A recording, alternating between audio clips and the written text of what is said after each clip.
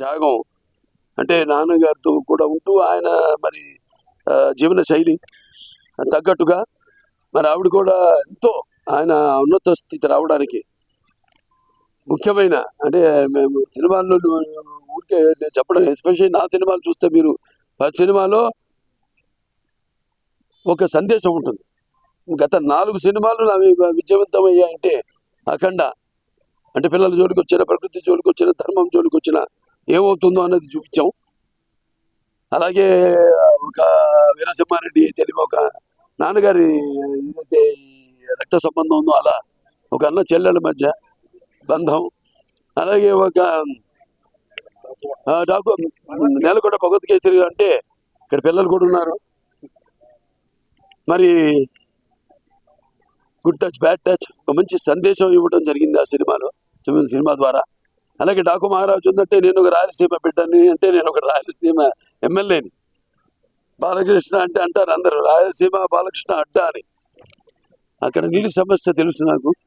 నాన్నగారి నుంచి కూడా ఆ నీటి సమస్యను రూపుమాపడానికి, వాళ్ళ దాహార్తి తీర్చడానికి మరి ఎన్నో ఆయన మానసిక పత్రికలు, ఒక తెలుగు గంగ కావచ్చు, లేకపోతే ఒక గాలేరు నగరి కావచ్చు, ఒక ఇప్పుడు హెచ్ఎన్ఎస్ఎస్ కావచ్చు, అందరి నివాసం, సుతల స్రవంతి, ఇవన్నీ కూడా ఆయన ఇప్పుడు వాటి కోసం ఒక రూపకల్పన చేయడం జరిగింది. తర్వాత చంద్రబాబు నాయుడు గారు, మన ముఖ్యమంత్రి గారు గౌరవనీయులు నారా చంద్రబాబు నాయుడు గారి అప్పుడు అధికారంలో వచ్చినప్పుడు ఆయన వాటిని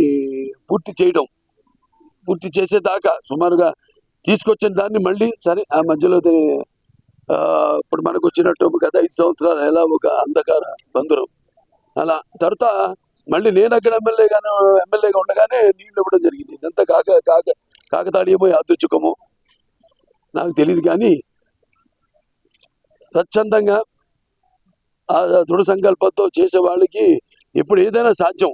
అభినవ భగీరథులు అవ్వడానికి అయితేనేమి, ఒక అన్నదాతలు అవ్వడానికి అయితేనేమి, వీటిలన్నిటికీ ఉదాహరణ ఇవాళ మా అమ్మగారు బసవతారకం గారి ఒక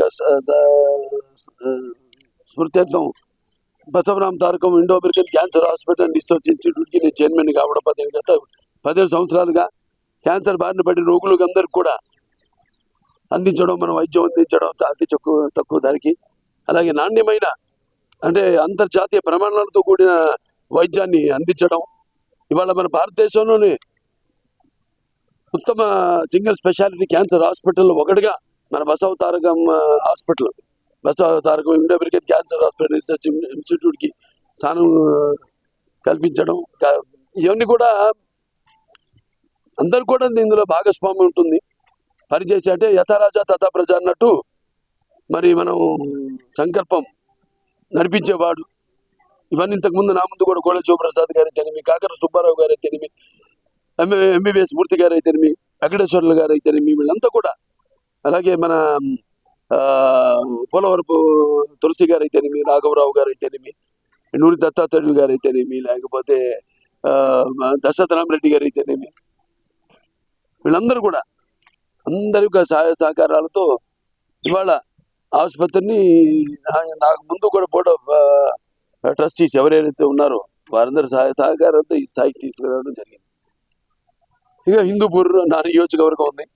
అంటే హిందూపూర్ నాన్నగారు 3 సార్లు ప్రాతినిధ్యం వహించడం, తర్వాత ఇప్పుడు నేను ఇది 3వసారి గెలవడం, ఈసారి 3వసారి కూడా నేను ప్రాతినిధ్యం వహించడం, అక్కడ నీటి కొరతను తీర్చడం, అలాగే ఇంకెన్నో నాన్నగారు కూడా అక్కడి నుంచే మొదలుపెట్టారు. ఎందుకంటే అప్పుడు ఆయన ముందు ఊహించలేదు దగ్గరలో ఇంటర్నేషనల్ బెంగళూరు ఇంటర్నేషనల్ ఎయిర్పోర్ట్ వస్తుందని, కానీ అటువంటిది ఆయన ఆనాడే పారిశ్రామిక వాడ ఇండస్ట్రియల్ ఎస్టేట్ అక్కడ స్థాపించడం, ఇవాళ భౌగోళికంగా దానికి ఎంతో ప్రాధాన్యతను సంతరించుకుంది హిందూపురం నియోజకవర్గం. ఇవాళ పరిశ్రమలు రావడానికి, అక్కడ స్థానికంగా ఉపాధి కల్పించడానికి అయితేనేమి కియా వచ్చింది.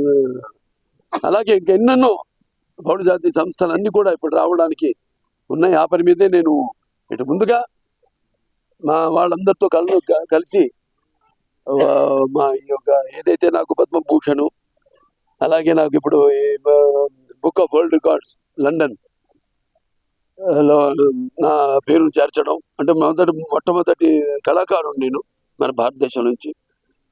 అలాగే నా సినిమా ఏదైతే నేలకొండ భగవద్గీతని అత్యుత్తమ 2023 గాను అత్యుత్తమ రీజనల్ లాంగ్వేజ్ మన తెలుగు భాషకి అత్యుత్తమ చిత్రంగా దాన్ని అన్ని ఒకదాని వెనుక ఇట నాకు ఈ విజయాలు దక్కడం అంటే అది నా విజయాలుగా భావించను, ప్రజల విజయాలుగా భావిస్తాను నేను ఇప్పుడు ఏదైనా.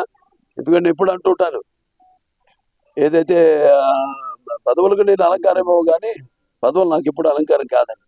కానీ ఇదేంటంటే ఇంకా మంచి సినిమాలు తీయండి, లేకపోతే మంచి కార్యక్రమాలు, మంచి సినిమాలు తీయండి, ఇంకా మంచి చూడడానికి మేము ఉన్నాం అని మనం ఇవ్వాలి ముందు. ఏదైనా సాహసించి నాన్నగారి నుంచి కూడా నేను అంతరించుకుంది అదే.